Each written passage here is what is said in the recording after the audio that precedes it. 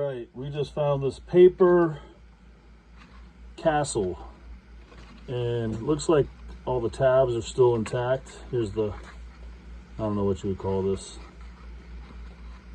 but you fold it together and you build a castle. I'm going to be real gentle with this thing. There we go.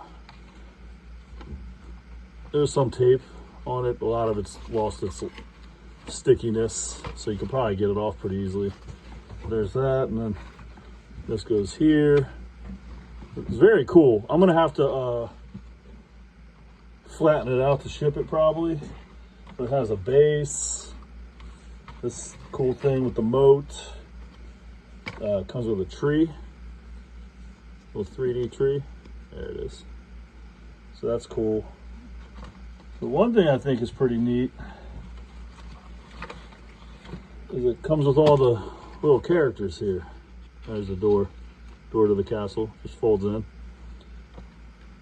We got, who do we got? We have a knight. We have another knight, looks like. Check him out. Oh no, is this the king? King Richard, what up? Fold him back flat. And we got, who's this? Lady in Waiting, ooh la la. And we got the Queen. Who's this guy? The Jester? Queen. I don't know, he doesn't have a name. Not important. Sheriff of Nottingham. Oh, this is a Robin Hood set. Alenadale, front and back. Here you go. We got Maid Marian. We got Dude on a Horse. We got Friar Tuck. Is he bald? Looks like it. We got